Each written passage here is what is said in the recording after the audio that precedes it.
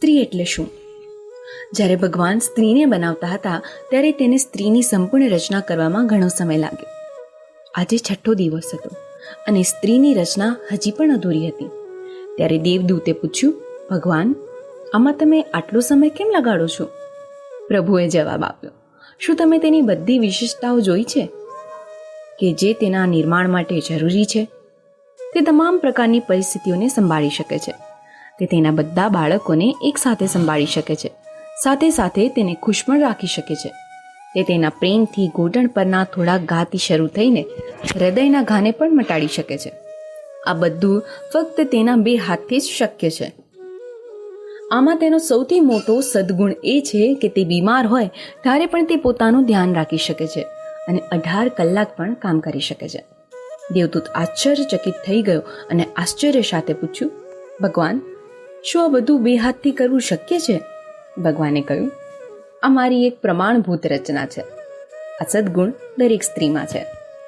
દેવદૂત સ્ત્રીની નજીક ગયો અને મહિલા પર તેનો હાથ મૂક્યો અને કહ્યું, ભગવાન, આ તો ખૂબ નાજુક છે. ઈશ્વરે કહ્યું, હા, તે ખૂબ નાજુક છે, પરંતુ મેં તેને ખૂબ મજબૂત બનાવી છે. તેમાં દરેક પરિસ્થિતિને સંભાળવાની શક્તિ છે. દેવદૂતે પૂછ્યું, શું તે વિચારી શકે છે? ભગવાન બોલ્યા, હા, તે મજબૂત વિચાર કરી શકે છે અને પરિસ્થિતિ સામે લડત પણ લડી શકે છે. દેવદૂત સ્ત્રીની નજીક ગયો અને મહિલાના ગાલ પર હાથ મૂક્યો અને કહ્યું, ભગવાન, તેના ગાલ તો ભીના લાગે છે. ત્યાં કોઈ લીકેજ છે? ભગવાને કહ્યું, તે લીકેજ નથી, તે તો તેના આંસુ છે. આંસુ કેમ? પ્રભુએ કહ્યું, આ આંસુ તો તેની શક્તિ પણ છે. આંસુ કંઈ ફરિયાદ કરવાની તેમજ એને પ્રેમ બતાવવાની અને પોતાની એકલતાને દૂર કરવાની એક રીત છે. દેવદૂતે કહ્યું, ભગવાન, આપની રચના તો અદ્ભુત છે. આપે ખૂબ વિચાર કરીને આ બધું બનાવ્યું છે.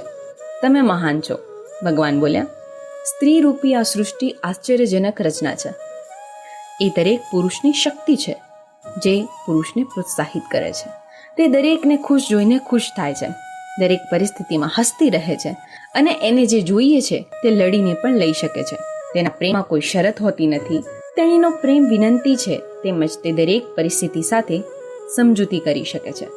દેવદૂત, ભગવાન, આપની રચના તો સંપૂર્ણ છે.